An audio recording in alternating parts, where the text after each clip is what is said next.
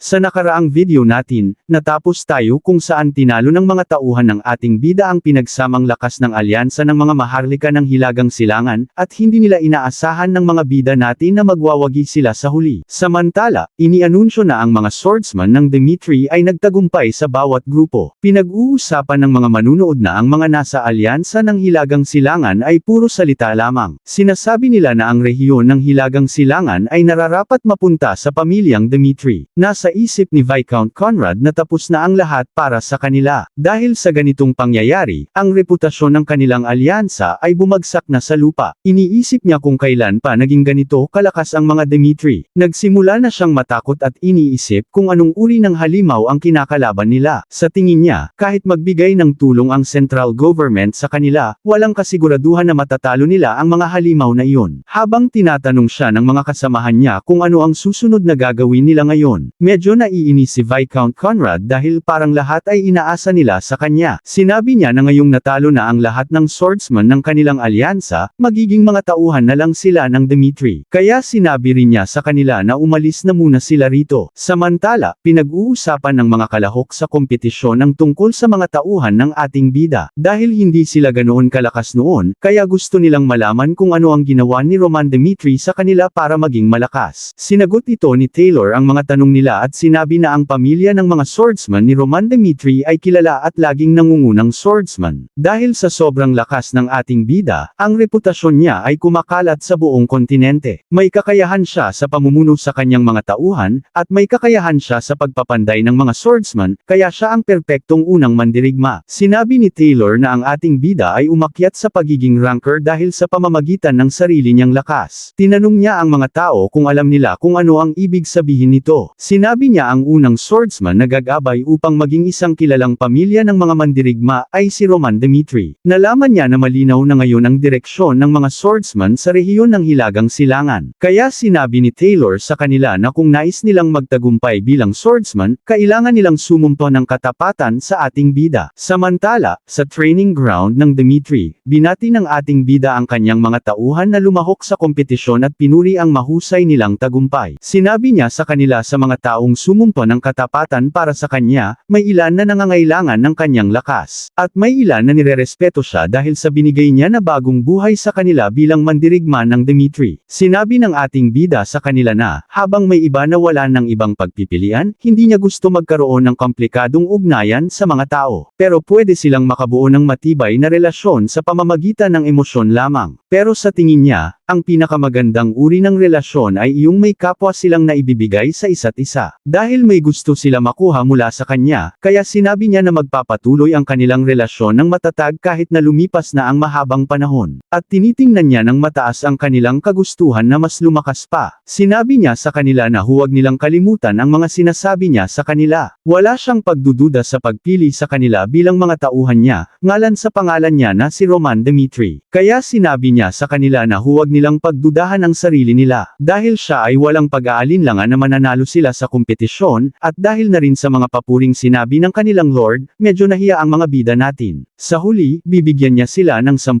gintong barya at 3 araw na pahinga ang bawat isa sa kanila, na sana'y lubos nilang ma-enjoy ang mga gantimpalang binigay niya sa kanila. Sumagot ang mga tauhan ng ating bida na nagpapasalamat sila sa kanilang Lord, dahil isang karangalan para sa kanila na maglingkod sa kanya, at ipinapangako nila ang kanilang walang hanggang katapatan ay nasa kanya lang. Samantala, sa opisina ng ating bida, iniulat ni Lucas sa Lord nila na matapos suriin ang mga galaw ng alyansa ng Hilagang Silangan, nalaman nila na isinuko na nila ang pakikipaglaban sa pamilyang Dimitri. Malamang na hindi na sila mangangahas na kalabanan muli ang pamilyang Dimitri maliban na lang kung magkakaroon sila ng pagkakataon. Sumagot ang ating bida na imposibleng iyon na magkaroon ng ganap na kontrol sa mundo. Na kahit pa isang matalinong pinuno ang mamuno sa isang bansa, may mga tao pa ring lalaban sa kanya. Dahil hindi nila alam kung kailan sila magkakaroon ng tunggalian sa central government, kaya kailangan nilang bawasan ang anumang posibleng pagkalugi ng rehiyon ng Hilagang Silangan hanggat maaari. Ang ibig sabihin nun, ang mga maharlika ng alyansa ng Hilagang Silangan rehiyon ay kailangang maging isang masamang puwersa. Habang nasa isip ng ating bida na napatunayan na nila sa alyansa ng mga maharlika ng Hilagang Silangan at pinilit niya sila na harapin ang realidad.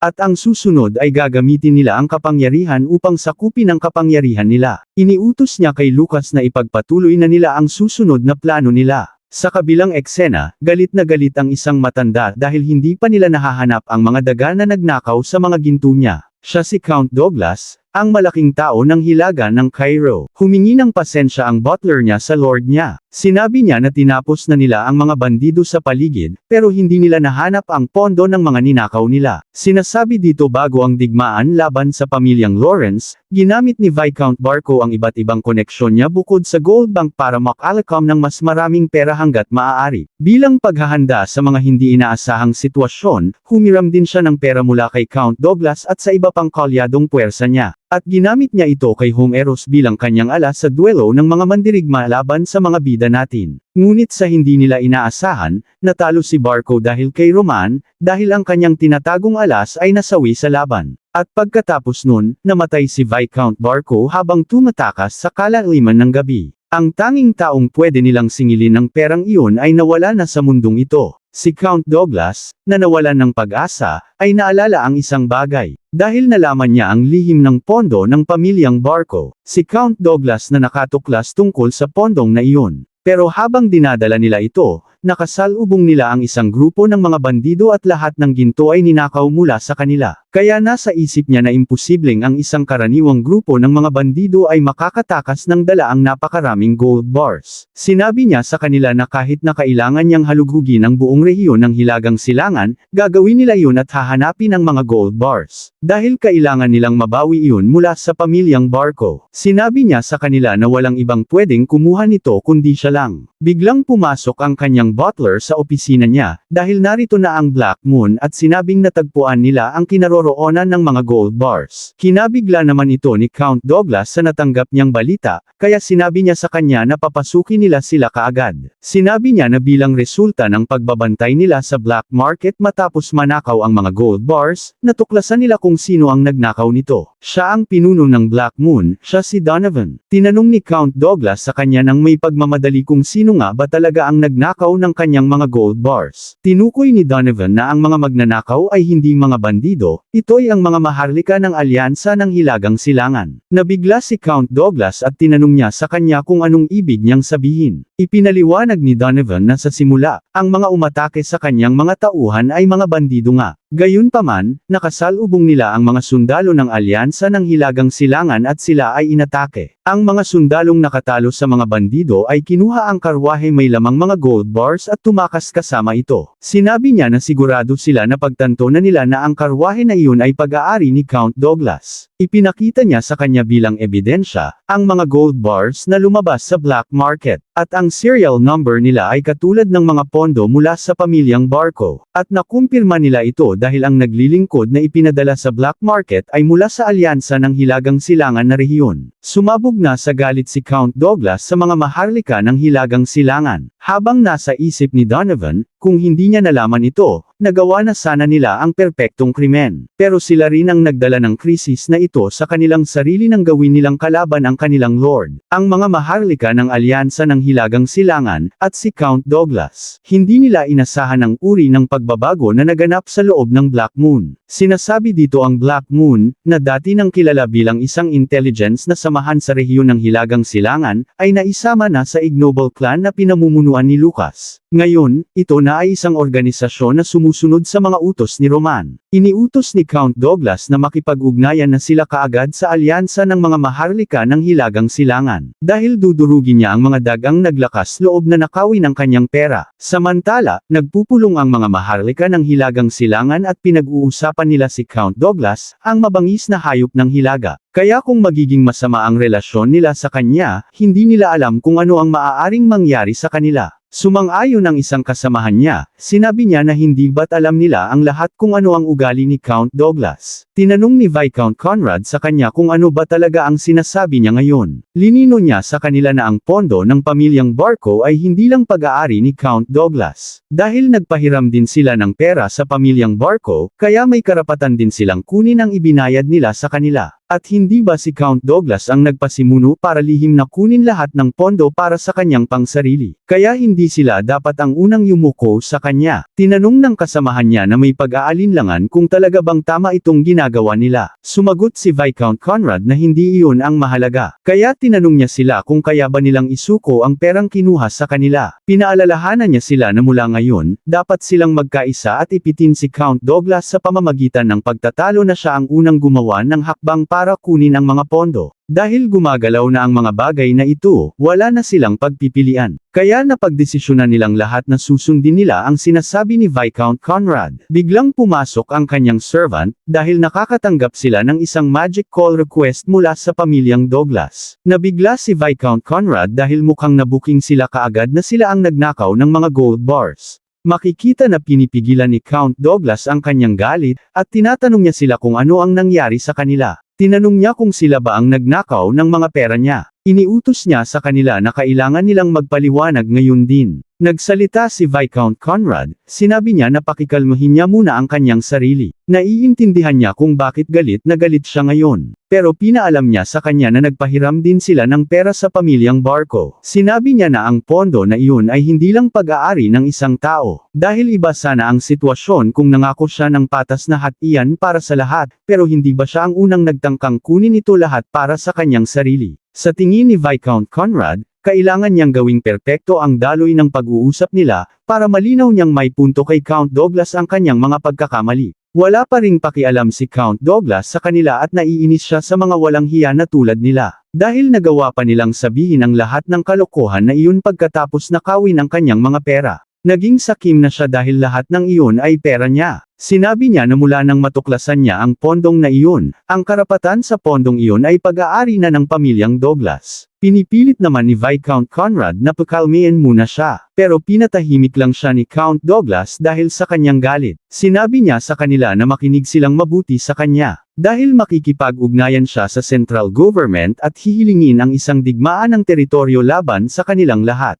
Tingnan nila kung magtutulungan ang mga latak ng hilagang silangan na rehiyon para pigilan sila. Dahil ipapakita niya sa kanila ng malinaw kung gaano nakadesperado ang alyansa ng mga maharlika ng hilagang silangan na rehiyon pagkatapos mawala ang proteksyon ng pamilyang Barco. Habang nakatingin siya sa kanyang mga kasamahan, sinabi niya sa kanila na mukhang nagkaroon sila ng malaking gulo. Sinabi ni Lucas tulad ng inaasahan ng kanyang lord, idineklara na ni Count Douglas ang digmaan laban sa alyansa ng hilagang silangan. Tumugon ang ating bida tungkol kay Count Douglas ay hindi siya tipo ng tao na uurong kapag may sinabi na siya. Lahat ng iyon ay bahagi ng kanyang mga plano hanggang ngayon. Bagamat, si Viscount Conrad ay hindi rin uri ng tao na hindi nila sigurado sa bawat hakbang na gagawin niya. Kaya kung gagawa pa siya ng mas matinding hakbang, tiyak na magtataas siya ng puting bandila kahit pa isan tabi niya ang kanyang dangal. Gusto ng ating bida na ipagawa kay Lucas na ipakalat ang mga chismis mula ngayon, upang hindi na makatakbo o umatras si Viscount Conrad sa laban. Tingin niya kapag siya ay naitulak na sa sulok, malamang na kaya niyang talikuran ang kanyang walang kwentang pagmamataas sa sitwasyon na ito. Samantala, sa lungsod ng Hilagang Cairo, isang matandang may-ari ng tindahan ang nagsabi na tila nagiging delikado na ang sitwasyon sa loob ng teritoryo ngayon. Dahil ang alyansa ng hilagang silangan ay naghahanda na para salakayin ang teritoryo ni Count Douglas. Dahil kailangan nilang pansamantalang isara ang tindahan nila, dahil doon nagsimula ang mga tao sa palengke na mag-usap tungkol sa nalalapit na digmaan. Habang ang mga pulubi sa daan ay pinag-uusapan din nila ang tangkang pagsalakay ni Viscount Conrad sa pamilyang Douglas. Ayon sa isang matandang pulubi, narinig niya mismo mula sa isang naglilingkod sa pamilyang Conrad na matapos tawagan ni Viscount Conrad si Count Douglas, nagalit siya at sinira lahat ng mga kasangkapan sa paligid niya. Sinabi niya na batay sa narinig niya, determinado siyang talunin si Count Douglas. Kaya kung sakaling mangyari nga ang digmaan, tinanong niya sa kanya kung hindi ba sila madadamay. May mga chismis na kumakalat tungkol sa masamang balak ng alyansa ng mga maharlika ng hilagang silangan laban kay Count Douglas. Ang nagpapasimula ng mga chismis ay mga mangangalakal at mga naglilingkod, at mga nasa pinakamababang antas ng lipunan. Sila ay lahat kabilang sa ignoble clan na pinamumunuan ni Lucas, na siyang nagtiyak na ipakalat ang maling impormasyon sa mga tao. Nakarating na kay Count Douglas ang balita, at sinabi niya na handa sana niyang palayain sila kung luluhod sila sa kanya at hihingi ng tawad. Pero ano raw ang sinabi ng mga dagang ito na gagawin nila sa kanya? Kaya iniutos niya sa kanyang mga tauhan na tipunin ang lahat dito ngayon. Nangangako siya sa pangalan ng kanyang pamilya na hinding-hindi niya sila patatawarin. Samantala, laking pagtataka ni Viscount Conrad tungkol sa pakikipagdigmaan nila sa kanila, dahil iniisip pa nga nila kung paano sila magbabayad para humingi ng tawad sa insidenteng ito. Kaya, nakiusap siya sa kanya na pakikalmahin niya ang kanyang galit. Dahil lahat ng chismis na kumakalat na iyon ay hindi sumasalamin sa kanilang mga intensyon sa kanya. Tinanong ni Count Douglas kay Viscount Conrad kung sa tingin niya ay bulag siya para hindi niya malaman kung ano ang plano nito sa kanya. Ang dahilan kung bakit niya siya tinatawagan ngayon ay hindi para makipag-usap. Nandito siya para magdeklara ng digmaan laban sa mga walang kwentang daga na ang iniisip lamang ay ang kanilang sariling kapakanan, at dudurugin nila silang lahat. Nagpaalam na si Count Douglas na walang balak makipag-ayos sa kanila. Sinabi nila na sobrang sama ni Count Douglas na pati na ang mga mamamayan nila ay madadami dito. Sinabi ng mga kasamahan niya na hindi nila sila kayang labanan ng mag-isa. Kaya iminungkahi nila na subukan nilang tawagan ang central government para humingi ng tulong. Sa pangalawang tawag ni Viscount Conrad kay Count Fabius, humingi ulit siya ng tulong sa kanya. Naiintindihan ni Count Fabius na mahirap ang kalagayan nila, ngunit hindi makakatulong ang central government dito. Sinabi rin niya na hindi ba mali rin ang ginawa ng alyansa ng Hilagang Silangan. Kaya sinabi niya na sila na ang mag-ayos ng kanilang sariling problema. Pagkatapos nilang marinig iyon, nawalan na sila ng pag-asa. Dahil hindi na nila kayang iwasan ang papalapit na digmaan. Bigla, sa hindi nila inaasahan, humihiling ang ating bida ng tawag sa kanila. Tinanong ni Viscount Conrad sa kanya kung ano ang problema niya upang mapatawag siya sa kanila. Nalaman ng ating bida na may problema ang alyansa nila kaya tumawag siya sa kanila. Habang nasa isip ni Viscount Conrad,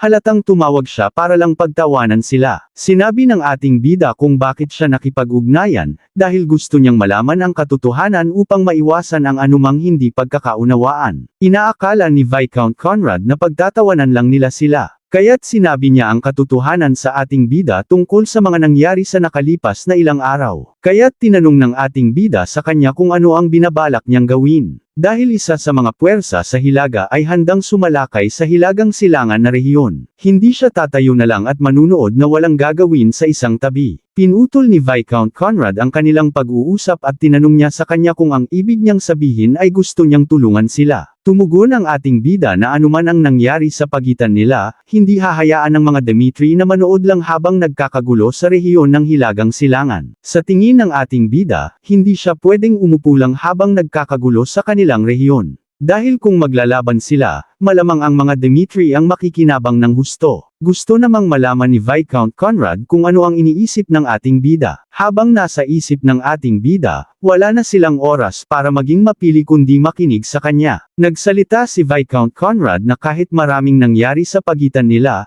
lubos nilang kailangan ng tulong ng mga Dimitri ngayon. Sinabi niya sa kanya kung kaya niyang kalimutan ang nakaraan nila at tulungan sila ngayon, handa silang gawin ang anumang kailangan niya pagkatapos nito. Habang nasa isip niya, hindi ito ang oras para kumapit sa kanilang pride. Kaya kung makikipag-alyansa siya sa kanya, malaki ang mababawas sa kanilang pagkalugi dahil sa digmaan. Sinabi ng ating bida, sa totoo lang, mas makatuwiran na huwag ng tulungan ang alyansa ng Hilagang Silangan. Ngunit ayaw niyang isakripisyo ang mas malaking layunin para lamang makamit ang isang maliit na tagumpay sa pamamagitan ng hindi pagtulong sa kanila. Para sa kapakanan ng politika ng Cairo, kailangan nilang magsama-sama at magtulungan sa isa't isa. Dahil ang mga Dimitri at ang kanilang alyansa ay kailangang magkasamang mamuhay sa iisang bakuran na tinatawag na rehiyon ng Hilagang Silangan. Hindi makapaniwala si Viscount Conrad na talaga bang ginagawa ng ating bida ito ng kusa. Simple lang ang hiling ni Roman, gusto niyang magkasundo sila at ipakita na makikipagtulungan sila sa kanya pagkatapos ng insidenteng ito. Kung ipapangako nila iyon sa kanya, siguradong tutulungan niya sila sa krisis na ito. Tingin ni Viscount Conrad, ang Dimitri ay orihinal na isang pangkaraniwang pamilya lamang na dati nilang minamaliit.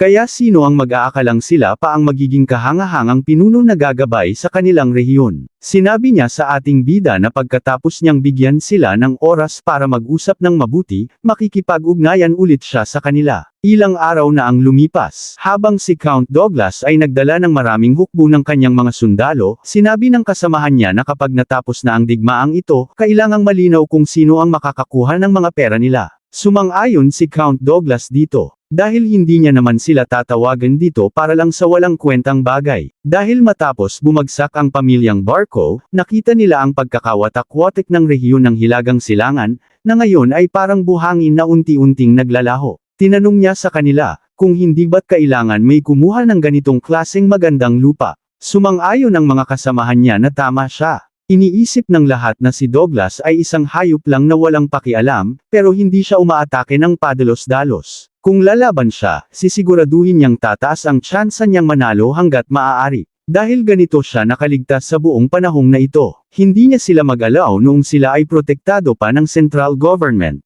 Pero ngayon, kaya na niyang isama kahit ang mga lord ng teritoryo sa Hilaga para sa digmaan. Ang alyansa ng mga maharlika ng Hilagang Silangan, na wala ng proteksyon mula sa pamilyang Barco, ay wala ng kwenta. Nagpakilala si Count Douglas sa kanila. Sinabi niya sa kanila na gusto niyang humarap ang kanilang commanding officer at makipag-usap sa kanya. Sumagot si Viscount Conrad na hindi pa ito ang tamang oras. Nakiusap siya na maghintay pa ng kaunti. Tumugon si Count Douglas na mukhang narito na ang lahat ng tao nila, kaya bakit pa sila mag-aaksaya ng oras sa isang digmaang siguradong matatalo sila. Mahinang sinabi ni Viscount Conrad na walang makakaalam hanggat hindi pa sila naglalaban. Sinabi ng tauhan ni Count Douglas na may paparating na tao sa malapit na lugar. Sa tingin ni Count Douglas, na mukhang tumawag sila ng mga karagdagang puwersa para sa digmaang ito. Biglang itinaas ang bandila ng Dimitri. Ito ang karagdagang puwersa ng alyansa ng Hilagang Silangan upang tulungan sila. Bigla siyang natakot nang makita niya ang bandila ng pamilyang Dimitri. Makikita ang mga bida na tinahandang tulungan ang alyansa ng mga maharlika ng Hilagang Silangan rehiyon. Laking pagtataka niya at gusto niyang malaman kung ano ang ginagawa ng mga Dimitri sa digmaang ito. Makikita na tumabi ang ating bida sa panig ni Viscount Conrad upang tulungan sila sa digmaan. Tinanong ng ating bida sa kanila kung ano ang rason nila sa pagdating nila sa labanan.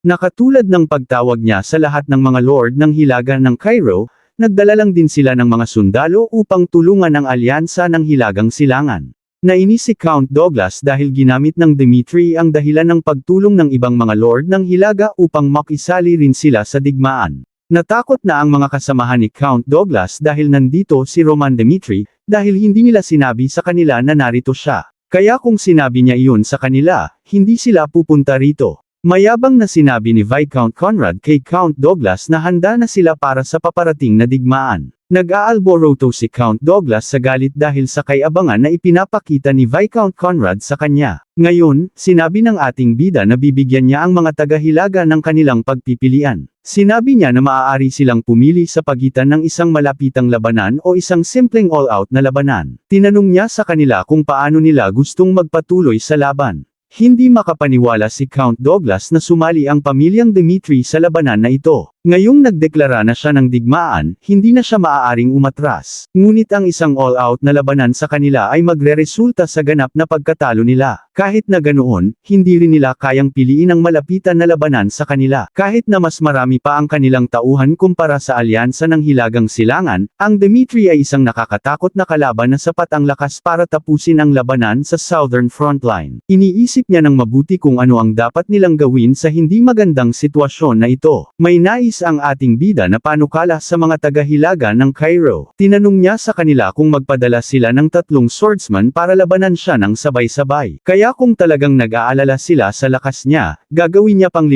laban sa isa, para lang sa kanila. Hindi makapaniwala si Count Douglas sa mga pinagsasabi ng ating bida dahil sobra-sobra ang kayabangan niya. Inaamin niya na malakas siya, pero para magmungkahi ng ganitong kabaliwan na bagay ay napaka-imposibleng. Gusto ng ating bida na sana maayos ang digmaan dumaang ito ng may kaunting gulo lamang. Tinanong niya sa kanila kung ano ang tingin nila sa proposal niya. Humingi muna ang mga taga-Hilaga ng konting oras para pag-isipan ang sinabi ng ating bida sa kanila. Habang nagpupulong ang mga lord ng Hilaga ng Cairo, sinabi ni Count Douglas sa kanila na tanggapin nila ang kanyang proposal. Inaamin niya na si Roman Demetri ay malakas, pero 5 sila. Tinanong niya sa kanila kung sa palagay ba nila ay hindi kayang talunin ng pinakamalakas na mandirigma mula sa bawat isa sa kanilang pamilya ang iisang tao lamang. Sumagot ang mga kasamahan nila ng may takot, dahil si Roman ay nananatiling masyadong delikado. Dahil natalo niya si Butler, maaaring siya ay isa sa mga 5-star aura swordsman. Ngunit alam na iyon ni Count Douglas, kaya tinanong niya sa kanila kung ano pa ba ang mga pagpipilian nila. Dahil kahit anong piliin nila, haharapin pa rin nila ang halimaw na si Roman. Sinabi niya na ang kambal na swordsman sa ilalim niya ay nakatalo ng isang 4-star aura swordsman sa pamamagitan ng pakikipaglaban ng magkasama. Sigurado siyang malakas si Roman na gaya ng sinasabi ng mga chismis. Pero ito ay isang pagkakataon para sa kanila, dahil ginagawa ni Roman ang pabigla-biglang desisyon para lang ipakita ang kanyang lakas. Kaya kung matatapos nila ang kanyang buhay habang siya ay nagpapatuloy ng walang pakundangan, magagawa nilang ganap na masakop ang rehiyon ng Hilagang Silangan. Dahil doon, sumama na ang mga lord ng Hilaga sa desisyon ni Count Douglas. Habang iniisip ni Count Douglas ang ating bida, naisip niya na pagsisisihan niya ang kanyang pagkilos ng kay-abangan sa kanila. Samantala, nagpadala na ng tagapagbalita ang central government at inihayag na ang laban ay magiging 5 laban sa 1. Makikita ang 2 kambal, at sinabi nila na dapat silang sumalakay mula sa magkabilang panig at tatargetin nila ang blind spot ng ating bida. Gusto ng kambal na atakihin si Roman habang binabaling nila ang kanyang atensyon. Sa kaliwang direksyon ay naroon si Venton, siya ang nakatatandang kapatid, kasama ang nakababatang niyang kapatid na si Ventel, sila ang kambal na swordsman ng Hilaga. Sinabi ni Venton na kahit gaano kahusay ang ating bida, sa sandaling magsimula siya ng isang counterattack, magkakaroon pa rin siya ng mga kahinaan. Idinagdag ni Ventel na silang dalawa ang magbibigay ng matinding atake sa ating bida. Kaya kung magbibigay sila ng suporta sa kanila, makakamit nila ang karangalan at kayamanan. Inanunsyo na ng tagapagbalita sa laban na ang lahat ay dapat nang pumiwesto sa laban. Sinabi ng kuya ni Ventel sa kanyang kapatid na oras na para ipakita ang kanilang lakas kay Roman. Makikita na sumugod na ang kambal na swordsman ng sabay sa ating bida, na walang takot na gumagamit ng kanilang aura. Ngunit hindi kabado ang ating bida sa kanyang sitwasyon, kahit 5 ang kalaban niya at kalmado niyang kinuha ang kanyang espada. Mayabang na sinabi ng kambal na susubukan nilang atakihin siya ng sabay para malaman nila kung ano ang gagawin niya. Makikita na naghanda ang ating bida sa kanyang fighting style, na mukhang gagawa ng isang matinding atake sa kanila. Ngunit biglang nahati ang kambal sa gitna mula sa isang atake na walang kahirap-hirap na ginawa ng ating bida, na kahit hindi siya gumamit ng aura, natalo niya ang kanyang kalaban. Makikita na bumagsak ang kanilang mga katawan sa lupa, at nahati sa 2 bahagi ang katawan ng kambal. Hindi makapaniwala si Count Douglas na natalo ng ating bida ang kambal gamit lamang ang isang counter-attack. Sinabi ng ating bida sa kanila, nang narinig niyang nagdeklara ng digmaan si Count Douglas sa alyansa ng Hilagang Silangan, marami siyang naisip. Nalaman niya na sila ang mga taong laging nakikipag-usap noong naroon pa ang pamilyang Barco. Ngunit tinanong niya sa kanya, kung bakit hindi nila sinubukan na makipag-usap sa kanila imbes sa pamilyang Barco. Isa lang ang kanyang conclusion. Ang mga pinuno ng Hilaga ng Cairo kasama na si Count Douglas, ay minamaliit ang kanilang pamilya, tapos makikita ang 3 knight ay nanginginig na sa takot sa ating bida. Dahil doon, labis siyang nagambala at nagalit dahil sa nalaman niyang pagmamaliit nila sa kanyang pamilya. Ngayon, binibigyan niya sila ng huling pagkakataon para umatras sa laban na ito. Tinanong niya sa kanila kung gusto ba nilang makipaglaban na lang sa isang normal na digmaan. Iniisip ni Count Douglas na may kasamang takot sa kanyang mukha, ang isang normal na digmaan laban sa puwersa ng Demetri. Kung gagawin nila iyon, maraming sundalo nila ang mamamatay, na magdudulot ng malaking pagkalugi sa kanilang puwersa. Kaya mas pipiliin niyang isakripisyo na lang ang 5 iyon kaysa malagas ang buong puwersa nila. Sinabi niya na ang patakaran sa laban ay patakaran, kaya hindi magbabago ang duelo. Dahil napagdesisyonan na nila ito, kaya itutuloy nila hanggang sa huli, na makikita ang mukha ni Count Douglas ang pagsisisi niya. Tinanong ng ating bida sa kanila, kung iyan na ba ang kanilang desisyon sa laban. Sinabi ng ating bida na ipagpapatuloy niya ang plano niya na talunin ang natitirang 3 knight para matapos na ang laban na ito. May isang knight na nagsalita at sinabi sa ating bida na tapos na ang laban na ito. Kaya tinanong niya sa ating bida na paano kung tapusin na lang nila ngayon ang laban nila. Napatawa ang ating bida sa kanila, hindi niya inakala na ang mga swordsman ng Hilaga ay magtataas ng puting watawat na parang mga duwag. Kaya bibigyan niya sila ng pagkakataon sa pamamagitan ng hindi paggamit ng kanyang espada. Ngayon, tinanong niya sa kanila kung may gana na ba silang lumaban sa kanya, sabay tanggal ng kanyang kapa. Sinabi ng isa sa kanila sa ating bida, na huwag niyang pagsisihan ang desisyong ginagawa niya.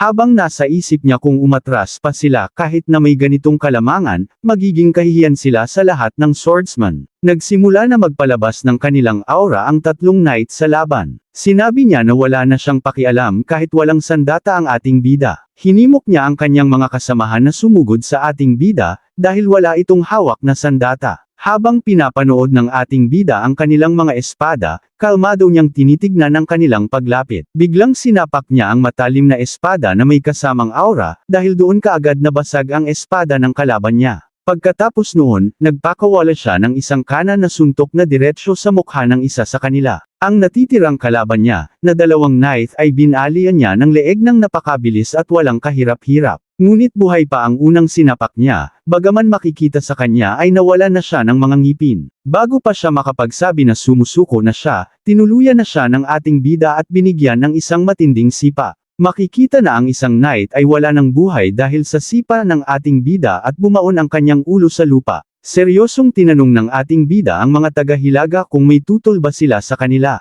Tumugon ang mga taga-Hilaga ng Cairo na may kasamang takot, sinabi nila na wala na silang tutol ukol sa kanya. Pagkatapos nun, bumalik na ang ating bida sa panig ng mga alyansa ng mga maharlika ng Hilagang Silangan. Nagpapasalamat si Viscount Conrad sa ating bida sa pagtulong sa problema nila. Sinabi ng ating bida sa kanila, na aasahan niya sa kanila ang pakikipagtulungan sa hinaharap. Habang nasa isip ni Viscount Conrad, kung pinili nila na maglunsad ng all-out na digmaan laban sa mga Dimitri, sila sana ang matatalo sa halip na sila. Tulad ng plano ng ating bida, naging malinaw sa lahat ang hierarkiya ng rehiyon ng Hilagang Silangan. Ilang araw na pagkatapos, kinaumagahan sa mansyon ng pamilyang Dimitri. Makikita na nagsagawa ng pagpupulong ang ating bida kasama si Viscount Lawrence at ang mga alyansa ng mga maharlika ng Hilagang Silangan. Pinaliwanag ng ating bida sa kanila, na ang kanyang ama ay nagbigay ng buong autoridad para pamunuan ito. Tinanong ng ating bida sa kanila kung mayroon ba silang reklamo ukol dito. Ang ibang maharlika ay natahimik habang pinamumunuan ng ating bida ang pagpupulong. Sinabi ng ating bida na dahil sa pagpupulong na ito, mayroon siyang balitang nais ipahayag sa kanilang lahat na naririto.